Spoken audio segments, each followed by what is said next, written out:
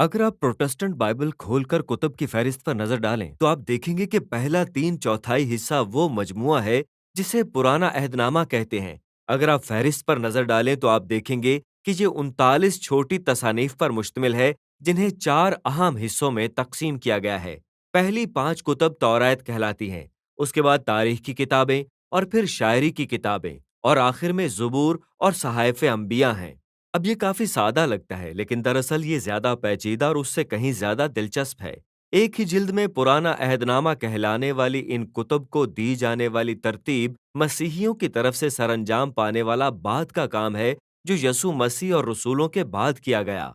कदीम यहूदी रिवायत में ये तसानीफ अलग अलग तोमार थे, और उन्हें 3 जुमरों पर मुश्तमिल मजमुए का हिस्सा ख्याल किया जाता था, जिसे तनाख कहा जाता है। ये तौरात का इब्रानी मुखफ़्फ़फ है, जिसका मतलब है हिदायत, नेवीईम जिसका मतलब है अंबिया, और कैतोईम जिसका मतलब है सहाइफ।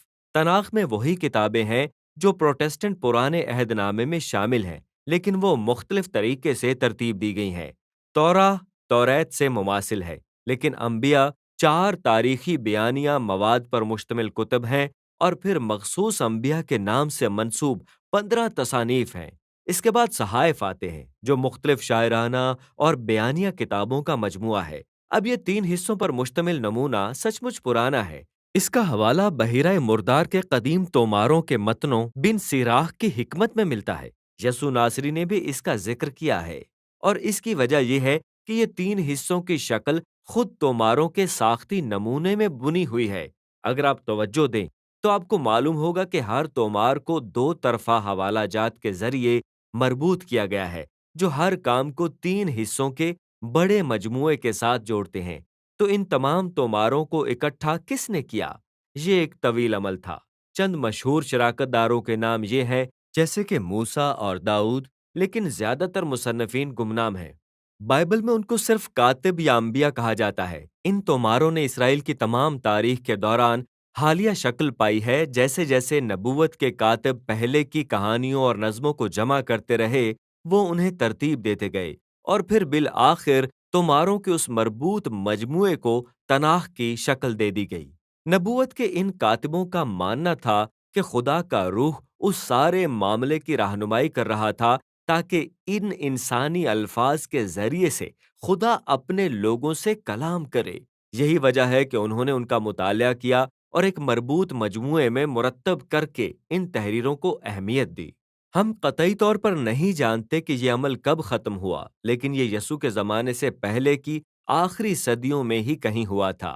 तनाख अपनी आखिरी शक्ल में इसराइल की तारीख की नबूवती तशरीह पेश करती है, जो पूरी दुनिया को बचाने के लिए खुदा के मकासद को जाहिर करने का दावा करती है। और जबकि हम सिर्फ एक वीडियो में पूरे मजमूए के साथ इंसाफ नहीं कर सकते, लेकिन ये उन तोमारों का जायजा लेने में मददगार साबित होगा।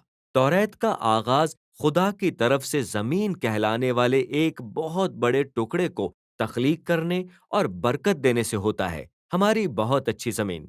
और खुदा इसे एक मखलूक के सपुर्द करता है जो खुदा की शबीह को मुनक्कस करती है, इंसान, या इब्रानी में आदम। खुदा इंसानों को मुकर्रर करता है ताकि मखलूक पर मर्द बतौर बादशाह और औरतें बतौर मलका हुकूमत करें। और सवाल यह है कि क्या वो नेकोबद की पहचान के लिए खुदा की हिकमत पर भरोसा करेंगे, या इख्तियार पर कब्जा करके नेकोबद की तारीफ अपने तौर पर करेंगे। लेकिन इंसानों के साथ वहां एक और मखलूक है, एक पुरस्रार सांप। ये खालिक का बागी है, और इंसानों को बेवकूफ बनाकर खुदा की फयाजी के खिलाफ बगावत पर उकसाता है। नतीजतन इंसान अपनी हयात के इलाही सरचश्मे से जुदा हो गया और बाबरकत बाग से निकाल कर खतरनाक मौत के बियाबान में जिला वतन कर दिया गया। वहां से नस्ले इंसान फैल रही है और नेकोबद की नई नई तारीफें करती चली आ रही है, और हालात तेजी के साथ बिगाड़ की तरफ जा रहे हैं। वो तशद्दुद और जबर से भरपूर शहर बसाते हैं, और वो सब बाबल नामी शहर की बुनियाद डालने वाले हैं, जहां लोग अपने आप को खुदा के मुकाबिल लाते हैं। और अब पूरी बाइबल का बुनियादी मुतनाज़ा प्लॉट कायम होता है। खुदा अपनी दुनिया को बरकत देना और इंसानों के जरिए इस पर हुकूमत करना चाहता है, लेकिन अब इंसान ही मसला है। ये बदी के ज़ेरे असर हैं, ये अहमक और तंग नज़र हैं, اور اپنی تباہی کی طرف بڑھ رہے ہیں، اور یہ سب خدا کی طرف سے مہیا کردہ حل کی ایک ترتیب ہے۔ ہمیں ایک نئی قسم کے انسان کی ضرورت ہے، اور اس لیے خدا وعدہ کرتا ہے کہ ایک نیا انسان آئے گا جو سانپ کے سامنے نہیں جھکے گا۔ دراصل وہ اس کے سر کو کچلے گا اور اس سے زخم کھائے گا۔ یہاں سے کہانی ایک مرد اور ایک عورت ابراہم اور سارہ سے مؤودہ نسل کا پتہ دیتی ہے۔ خدا انہیں وہی الہی برکت بخشتا ہے جو صفحہ اول پر انسان کو دی گئی تھی، اور اس طرح وہ بابل کو چھوڑ کر ایک نئے باغ کی طرف چلے جاتے ہیں، یعنی وہ ملک جو خدا اس کے خاندان کو دینے کا وعدہ کرتا ہے۔ اس کے بعد ابراہم کے خاندان کی کہانی ہے۔ 3 نسلیں، ابراہم، اسحاق اور یعقوب، اور بعد میں اس کے 12 بیٹے۔ اور ہماری امیدیں اس وقت تک بلند ہیں جب تک ہم ان کے انتہائی غیر فعال اور خاندان کی تباہی کی کہانی نہیں پڑھتے۔ وہ جھوٹ بولتے ہیں، دھوکہ دیتے ہیں، اور تقریباً ایک دوسرے کو مار ہی ڈالتے ہیں۔ جنسی معاملات کو ایک طرف ہی رکھ دیں، لیکن باغ کی کہانی کے بعد آپ کو کیا امید تھی؟ وہ انسان ہے۔ بالآخر ابراہم کا خاندان مصر میں اسیر ہو جاتا ہے۔ ابراہم کے خاندان کی یہ ناکامیاں کہانی کے مٹھی بھر لمحات کا تاریک پس منظر پیش کرتی ہیں۔ خدا ان لوگوں کے ساتھ عہد کو قائم رکھتا ہے۔ وہ ان کے ساتھ ایک عہد نامی ابدی وعدہ بھی کرتا ہے کہ وہ ان کے وسیلے سے بنی نوع انسان کو نجات اور برکت دے گا۔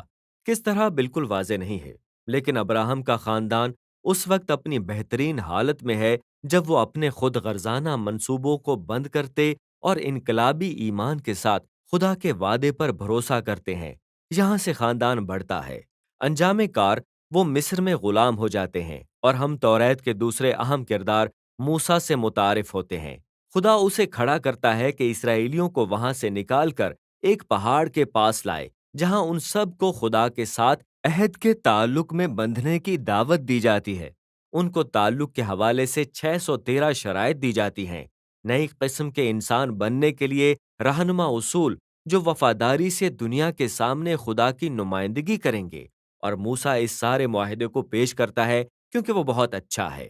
وہ ایک حتمی نبی ہے جو خدا کی طرف سے اسرائیل سے کلام کرتا ہے۔ وہ ایک کاہن ہے جو ان کو خدا کے سامنے پیش کرتا ہے، اور اسے بادشاہ بھی کہا جاتا ہے، اسرائیل کا رہنما اور ضرورت کے وقت رہائی دلانے والا۔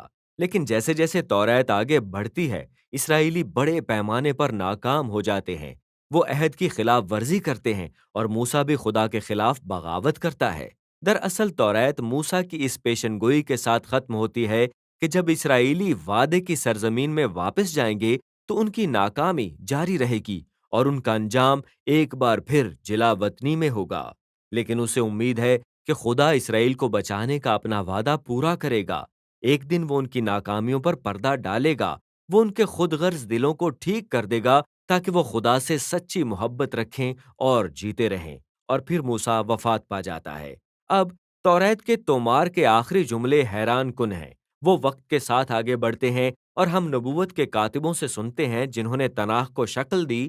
وہ اپنے مقام کے نقطہ نظر سے موسیٰ کی کہانی پر غور کرتے ہیں، اور وہ ہمیں بتاتے ہیں بنی اسرائیل کی تاریخ میں دوبارہ کبھی موسیٰ جیسا نبی پیدا نہ ہوا۔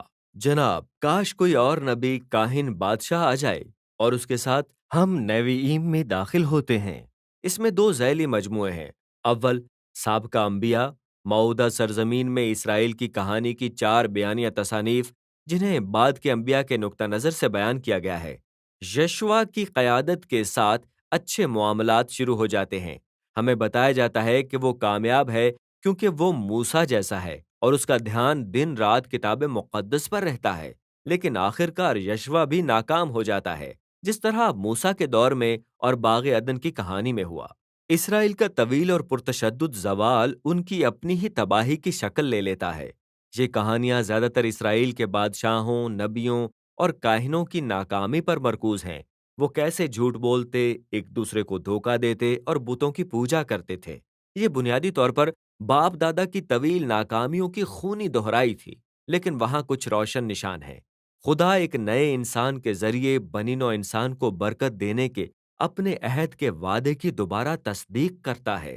یہ داؤد کی نسل سے ایک بادشاہ ہوگا، اور آپ کو داؤد اور سلیمان جیسے لوگوں کی کہانیاں ملتی ہیں جو کہ جس وقت خدا پر بھروسہ کرتے ہیں تو انہیں ابراہم جیسے لمحات ملتے ہیں، لیکن یہ دیر پا قائم نہیں رہتے۔ اور آپ کو معلوم نہیں ہوگا کہ ابراہام کے خاندان کا اختتام وہیں ہوتا ہے جہاں سے انہوں نے شروع کیا تھا، مفتوح ہوئے اور بابل میں اسیر کیے گئے۔ لیکن یاد رکھیں، یہ ساری کہانی بعد کے انبیاء کے نقطہ نظر سے سنائی گئی ہے، اور وہ جانتے ہیں کہ جلا وطنی اختتام نہیں ہے۔ چنانچہ انہوں نے اسرائیل کے ماضی کی ان کہانیوں کو اپنے مستقبل کی امید کی طرف اشارہ کرنے والی کہانی کے طور پر تشکیل دیا ہے۔ جب خدا اپنے لوگوں کو بابل سے بچا لاتا ہے تو وہ اس نئے بادشاہ کو بھیجے گا جو ان کے اچھے دنوں کے دور کی طرح موسیٰ اور داؤد اور سلیمان جیسا ہوگا۔ دراصل یہ نیوییم کا دوسرا حصہ بعد کے انبیاء کے متعلق ہے۔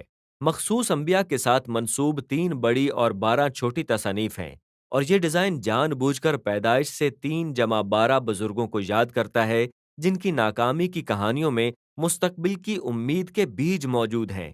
یہ نبوتی تومار 2 طرفہ حوالہ جات سے بھرے ہوئے ہیں جن کا تعلق پیچھے توریت اور انبیاء کی حکایت سے ہے، اور وہ کہانی کو آگے بڑھاتے ہیں۔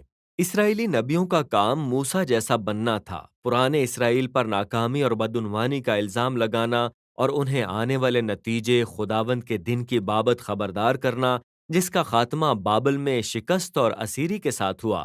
لیکن انبیاء یہ بھی وعدہ کرتے تھے کہ خدا کا ایک مقصد ہے، وہ اپنے لوگوں کو پاک کرے گا اور ایک نیا اسرائیل پیدا کرے گا جو ابراہام کی طرح وفادار ہوگا۔ وہ اس موعودہ حکمران کے دور حکومت میں خدا کے ساتھ ایک عہد کے رشتے میں رہیں گے جسے نئے موسیٰ کے طور پر بیان کیا گیا ہے اور داؤد کے نام سے پکارا گیا ہے۔ وہی خدا کی برکت کو پوری دنیا کے لیے بحال کرنے والا ہوگا۔ نیوییم کا اختتام توریت کی طرح ہے۔ تناخ کے نبوتی کاتبوں کی طرف سے ایک نوٹ: وہ اب تک کی پوری کہانی پر غور کرتے ہیں اور وہ قارئین پر زور دیتے ہیں کہ موسیٰ جیسے نئے نبی کے منتظر رہیں جسے وہ ایلیا کہتے ہیں۔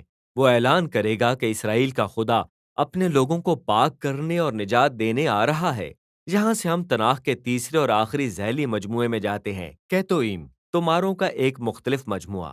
ہر ایک کو پیچھے توریت اور انبیاء کے کلیدی موضوعات کے ساتھ منسلک کرنے اور 2 طرفہ حوالہ جات کے ذریعے ان کو مزید ترقی دینے کے لیے تشکیل دیا گیا تھا۔